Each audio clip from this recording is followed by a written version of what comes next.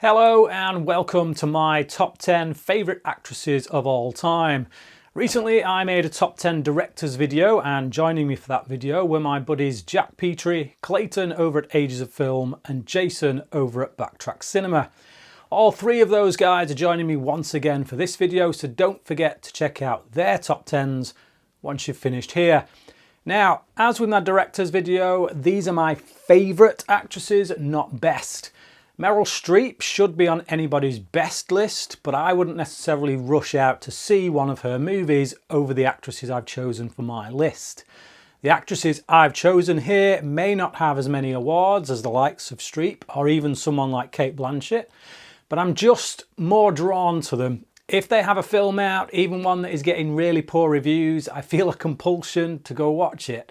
And yes, I'm a red-blooded male, so I'm sure the fact that many of my choices are easy on the eye does play into it. Sue me. Don't forget, this is my list, not your list, and the world is big enough to have more than one opinion out there. So let's try to keep it civil in the comments. And with that in mind, do let me know what your own top 10 favourite actresses are down in the comment section. And while you're at it, hit that like and subscribe button. And don't forget to click the notification bell so that you don't miss out on any great content in the future. Now, I was going to put together an honourable mentions list, something I forgot to do in my director's video. But when I actually started to sit down and do it, I realised there was literally about 30 actresses who could have even taken places like 7, 8, 9 and 10 on this top 10. It was that hard trying to figure out this top 10. But yeah, the four bottom places on this list could have easily taken by a list of 30 other actresses that I'd compiled together. So for the sake of not boring you to death with a laundry list of other actresses who could have made it, I just decided, you know what, I'm not going to bother. If you're wondering why a particular actress isn't on this list, just assume they narrowly missed out on hitting like number 10 or whatever, because it really was that close for a lot of actresses. Unfortunately though, there can only be 10 for the sake of this list. So without any further nonsense, let's get into my top 10 favourite actresses, starting with number 10, Frances McDormand. The thing I love most about McDormand as a performer is how real she always seems. The characters she plays aren't your typical glamorous, super sexy Hollywood ladies. They feel like most women you might meet in the street on a daily basis. She often delivers characters that are grounded, relatable and authentic. Even when they have a certain sense of quirkiness about them, such as Marge Gunderson in Fargo, that quirkiness is rooted in the reality of the Midwest setting. Sure, Marge talks funny, but so do most people from that region, particularly in this movie. When McDormand played Fern in Nomadland, it didn't come off as a Hollywood superstar taking off the makeup in order to bag Oscar glory, because we're used to seeing her like this. There's a sincerity to what she does, which is why when I see her in these roles, I always see the character she's playing rather than merely an actor performing. She can play characters who are absolute steamrollers that dominate the scene without the need to body her male counterparts. Take Mildred Hayes in 3 Billboards Outside Ebbing, Missouri, a character that is able to put Woody Harrelson's Sheriff Willoughby on the back foot. Clearly, McDormand is not a physical threat to Harrelson, but intellectually she can be. We've all met women like this, strong and fiercely determined, and McDormand plays those characters beautifully. Never losing sight of what makes them human, she roots their strength within their frailty and weakness, always able to show us who they are and what makes them so fierce to begin with. Number 9 is Viola Davis. I first began to notice Viola Davis back in 2007 in Disturbia of all films, where she played a detective in charge of keeping Shia LaBeouf's central character under house arrest. I thought she had a lot of charisma in that role, and I also believed she had the power and intelligence to do what any great detective should be capable of doing. She sold me. I also felt that I'd seen her somewhere before, and when I looked into her back catalogue, I realised that she was one of those actresses who'd had a lot of small but significant roles over the few years that had preceded Disturbia, primarily in films by director Steven Soderbergh. Because of this, she became one of those one-to-watch actresses. Then, sure enough, the following year she took a supporting role in the film Doubt, which also starred Meryl Streep, Philip Seymour Hoffman and Amy Adams. Despite being alongside three such big hitter performers, she walked away from that film being one of the most memorable things about it, even picking up an Academy Award nomination for her role, and deservedly so. From then on, she just went from strength to strength, putting out some of the finest performances of the last 2 decades, with movies such as Prisoners, Fences, Ma Rainey's Black Bottom and The Help. She has since gone on to say that she regrets making The Help, which is a shame because it's a film that I actually like an awful lot, though I do understand her position on it. She felt that the voices of the maids in the film, the help of the title, weren't really the ones that were being expressed, and I can kind of see where she's coming from with that. Even so, I still think it's a wonderful movie, and it does feature a great turn from Davis that showcases a gentle, bottled up side to her that feels authentic, given the world her character has to navigate. Davis has gone on to deliver a multitude of raw, emotional performances in the kind of art films that garner all kinds of awards attention, without being afraid to dip her toe into silly, overblown blockbuster nonsense like Suicide Squad. And while she has been in a number of fairly crap misfires, she is never the reason for them turning out that way, often remaining the one ray of light within them. Number 8 is Vera Farmiga. When it comes to Vera Farmiga, I have only 2 words: Norma Bates. No, of course I have more to say than that, but certainly the character she played for 4 seasons of the television show Bates Motel is one of the strongest reasons she has made it onto this list. For anyone who doesn't know me too well, I am a huge fan of the Psycho film franchise. When it comes to slasher films, most people gravitate towards Halloween, Friday the 13th or Nightmare on Elm Street. But for me, I'm all about Psycho. I love the character of Norman Bates. So when a TV show arrived all about the years that led up to that famous shower scene, I was there. I was there for Norman. But who could have known the star of the show would end up being Norman's mother, Norma, played perfectly by Vera Farmiga. Easily one of my favourite characters in a TV show, obviously thanks to the great writing, but even more so the life that Farmiga brought to the character. Norma is a character that can be so easily reduced to broad stroke stereotypes of the overbearing mother. But thanks to Farmiga's performance, Norma always remains an extremely complex, likeable and sympathetic character that you end up rooting for, even when she makes the wrong choices. She can be tough, forceful, vindictive, and yet kind, compassionate and protective from one scene to the next. She's a woman shaped by trauma as much as she is a love for her child, and Farmiga never fails to convey the multifaceted aspects of the character. Her performance as Norma Bates alone is enough to earn her a spot on this list, but even outside of that character, she has also produced an excellent body of film work that showcases her amazing range and ability. She always manages to have a great chemistry with whoever she's playing alongside. It's this quality that gives her an instantly likeable charm in movies like The Judge or The Departed, which makes you invested in the relationships between the character she's playing and the male stars she's meant to be growing in attachment towards. With all the exciting twists and turns that go into Scorsese's Oscar-winning mob movie, I find it's the scenes between Farmiga and Matt Damon or Farmiga and DiCaprio that I find most engaging. Farmiga is able to say so much without saying anything at all, whether it's the sense of betrayal when learning of her boyfriend's true identity or the internal conflict she feels towards a patient that she is quietly growing more and more attached to. Number 7 is Toni Collette. Collette should have an Oscar by now. If it weren't for the fact that the Academy is often far too sniffy about awarding horror films, then Hereditary should have been a shoo-in for Best Actress nomination at the very least. Collette's performance in that movie was absolutely gripping. She was so utterly convincing as a woman who has absolutely zero control over the horrors that were taking place all around her.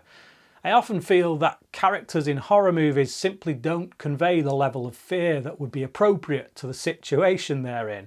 Either most people are just too brave or I'm just too much of a wet blanket, I don't know, but I think I would be much more likely to freeze like a deer caught in the headlights, crippled by fear over what's happening if I found myself in the situation that her character is faced with in that movie. And she nails it. And then moments later she becomes the very thing that causes the terror. It's such a great shift in performance, and Colette sells it on every level. Now, for various reasons, I'm not overly fond of Hereditary as a whole, but it's definitely one of those movies that shows you that even in a film you don't necessarily like, an actor or actress can totally grab you with what they're doing. It's a thrilling performance and certainly deserved to be recognised. And it's not even my favourite from Colette. That would probably go to her role in The Sixth Sense. I've seen that film many times now, and every single time I see it, Colette's performance is the one that grabs me. Every time we get to that scene in the car near the end, when she finally learns what her son has been going through, I get super emotional. The love and compassion she conveys for her boy in that moment is just so raw that, and especially now that I'm a parent myself, it just breaks me every time. Colette has the talent to carry a movie, whether it's the crowd-pleasing Muriel's Wedding or the little scene Japanese Story. And she's also one of those actresses that can help make an ensemble cast really shine. No matter what I see her in, even super average fare like Imperium or the Fright Night remake, she just classes the place up. At number 6, it's Ana de Armas. Armas is the most recent addition to my list of favourite actresses. The first film I saw her in was Knock Knock, which is an absolutely terrible film. So bad it's actually quite entertaining. Despite that, the primary thing I remember about watching that movie was Ana de Armas. I remember sitting there thinking, I don't know who that woman is, but she's going to be a star. And no, surprisingly, this had nothing to do with her getting naked. In a film full of over-the-top excesses, it was Armas that was able to deliver a performance that was an exercise in subtle, reactionary expression. They say that acting is about reacting, and I think for anyone paying attention, Armas demonstrates that in spades, even in a film as bad as Knock Knock. Thankfully, her talent was big enough to rise above a film like Knock Knock, and it wasn't long before big-name directors like Denis Villeneuve and Rian Johnson came calling. Armas is able to convey an innate sense of naivete that has served her well in movies like Blade Runner 2049 and Blonde. But she's also proven herself to be a bona fide action star with a steely inner strength in the recent Ballerina, as well as a genuine scene stealer in No Time to Die. And even in films as bad as Deep Water and Ghosted, she remains an ever-watchable presence, fully committed to the role. Often, I think the sign of a great actor or actress is how well they are able to stand out in a bad movie, rather than simply rising to the occasion in a good one. It's one thing to get your mouth around some grade A Aaron Sorkin dialogue whilst being directed by the likes of David Fincher or Danny Boyle. It's another thing entirely when you have to bring your A game to the likes of an Eli Roth sleazefest. But no matter the role and no matter who else is involved, Armas always rises to the occasion. And number 5 is Gillian Anderson. Anderson is responsible for bringing to life my favourite female character from any film or television show. Her portrayal of FBI agent Dana Scully changed the landscape of female representation on television forever. And she proved that you didn't have to look like Pamela Anderson, the studio's original choice, in order to be sexy. Turns out a highly intelligent 5'3" redhead in a button-down suit was just as sexy as anyone that made an appearance on Baywatch. Women wanted to be her. The character made such an impact on popular culture, with so many women making their way into forensic science, that they coined it the Scully effect. I'm under no doubt at all that the primary reason the character, and indeed the show, was such a success is down to the casting of its two leads. They caught lightning in a bottle, and the chemistry between Anderson and her co-star David Duchovny has arguably not been replicated since. There's a reason Anderson picked up 4 Emmy nominations, 4 Golden Globe nominations, and 5 Screen Actors Guild nominations for her role in the show. The show itself gave Anderson the opportunity to show her talents in a multitude of genres, as the show dipped into multiple genres from episode to episode. One week it was a horror, the next a political thriller, the next a comedy, and then a family drama. Scully had to be a leader, an abductee, a mother, a lover, and many more things besides. But no matter what direction the character went in, Anderson never dropped the ball, always proving herself as an actor. While Anderson hasn't managed to attach herself to a roster of stellar movies, mostly taking bit parts in slightly above average fare, she's more often than not the best thing in them and always a watchable presence. It's a real shame. Even so, I will always give one of her movies a watch, hoping that it will be the one that shows the world just how great a performer she truly is. If you're a fan of The X-Files, you already know. But if you know her only from her film work, you'd be forgiven for thinking, what's all the fuss about? But like I say, if you know, you know. And number 4 is Zhang Ji, or Zhejiang, depending on which part of the world you come from. At the start of the 21st century, there was an influx into the West of Asian cinema, particularly from what is known as the wuxia film. Wuxia films are categorised by their setting in ancient China, featuring characters capable of superhuman feats of martial arts who travel from place to place in search of adventure. The queen of such movies for the first half of the noughties was undoubtedly Zhang Ji, at least in terms of mainstream Western audiences, and I was certainly one audience member who lapped them up. Crouching Tiger, Hidden Dragon, House of Flying Daggers, Hero, The Warrior, The Banquet, and returning to the genre in the 2010s with The Grand Master. All 6 of these movies are really great films in my opinion, and undoubtedly show Zhang to be one of the greatest actresses of that era. She would also cross over into Hollywood movies such as Memoirs of a Geisha, for which she was nominated for a Screen Actors Guild Award for Best Actress, as well as Rush Hour 2 and Godzilla, King of the Monsters. Unfortunately for fans of Zhang Ji's work, most of it has yet to be released in any capacity over here in the West, certainly in the UK at any rate. Even so, just the small selection of films I have mentioned here show a tremendously gifted and versatile actress, capable not only of delivering emotionally charged performances, but also a great range of physicality, with martial arts and dance being incorporated into much of her performances. Not only that, but she's a great singer too, having contributed to the soundtracks for both House of Flying Daggers and The Banquet. Zhang Ji seems to have been somewhat forgotten in the West, but she's still making movies in her homeland China, and as far as I'm concerned, she's long overdue a resurgence on UK and US cinema screens. At number 3 is Emily Blunt. I think you'd be hard pressed today in finding anyone who wouldn't put Emily Blunt somewhere in their top 10 actresses list. I'll be shocked if we don't see her appear in Jack's, Clayton's and Jason's lists as well.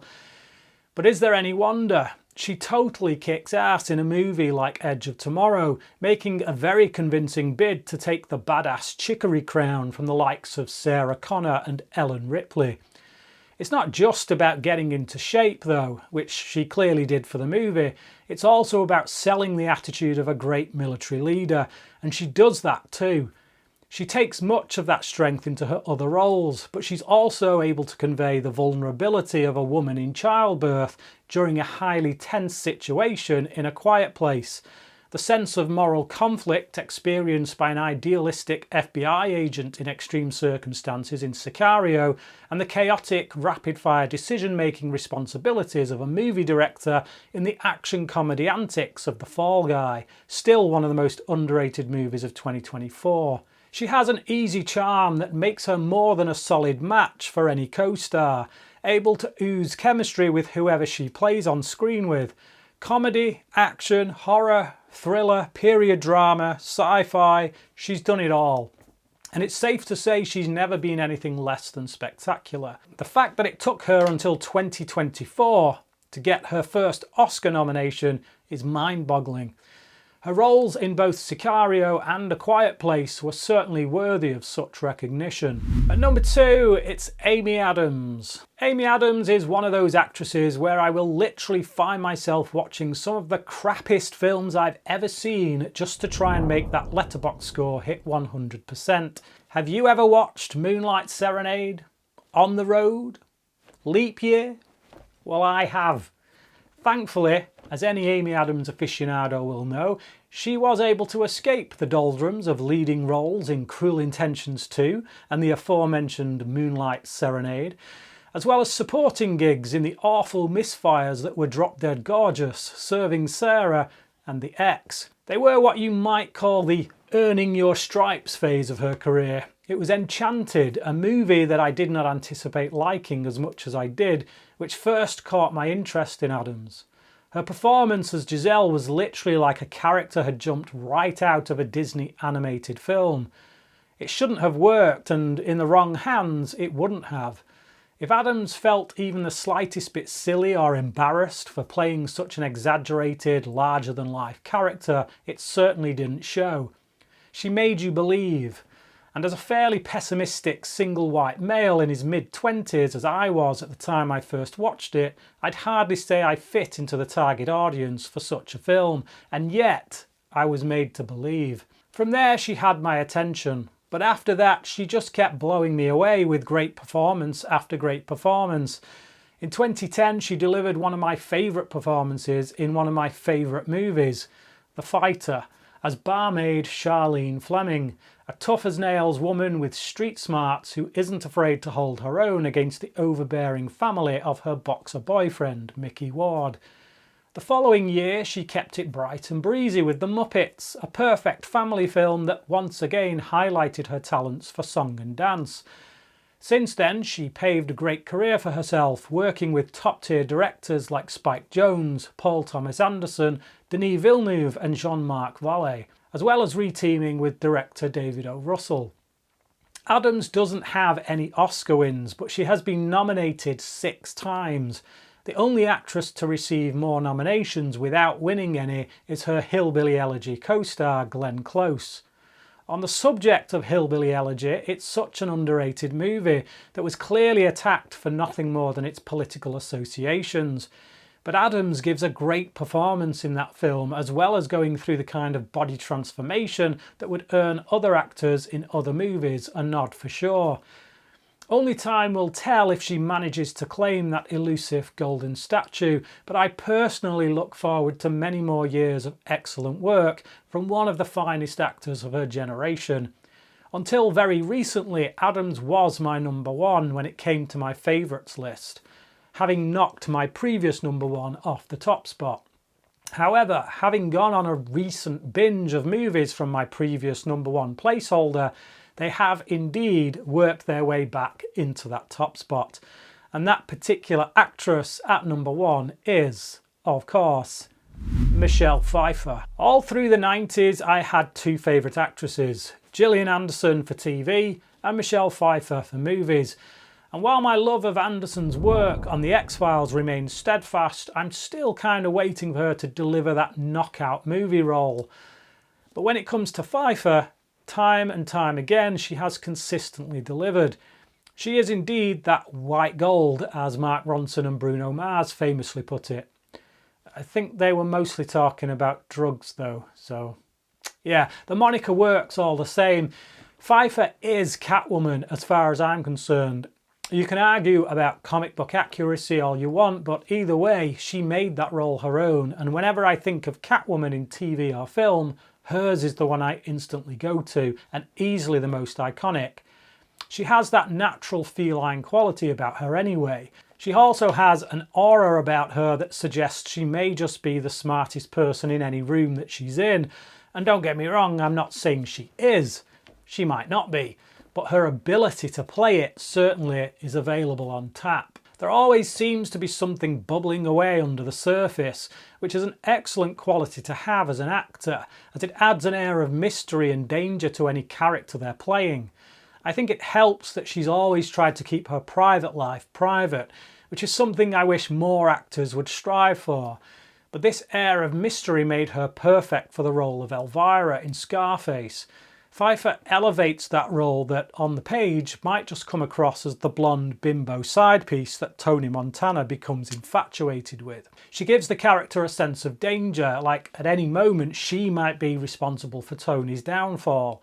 And she manages to convey that side of her that feels like a rat trapped in a cage as she goes from being the arm candy of one drug lord to another. She's filled with an underlying resentment that reveals itself in her spiral of self-destructive behaviour. The fabulous Baker Boys would reveal a hidden talent for singing as Pfeiffer delivers an absolute knockout performance that earned her a Best Actress nomination. And before you start coming at me with comments about Grease 2, yeah, the songs in that film were bloody terrible. And we'll leave it at that. She re-teamed with Al Pacino in the criminally underrated Frankie and Johnny, delivering a really complex and emotionally charged performance as a woman struggling to commit to any kind of relationship due to past trauma. Seriously, one of the best rom-coms ever made. And working with Scorsese on The Age of Innocence, she delivered a masterful depiction of a woman forced to bottle up her true feelings in a time of social repression. Rewatching these amazing performances and more from Pfeiffer over the last couple of years has reminded me why she was my number one all those years ago, and it's why she remains my number one today. At 67 years old, Pfeiffer is still working that white gold magic. But there you go, that was my top 10 favourite actresses of all time. But what about you? Do you agree with any of my choices, or do you disagree with them all? Let me know down in the comments section, and do let me know what your own personal top 10 might be. Do check out the other guys' top 10 videos as well. That's Jack Petrie, Ages of Film and Backtrack Cinema.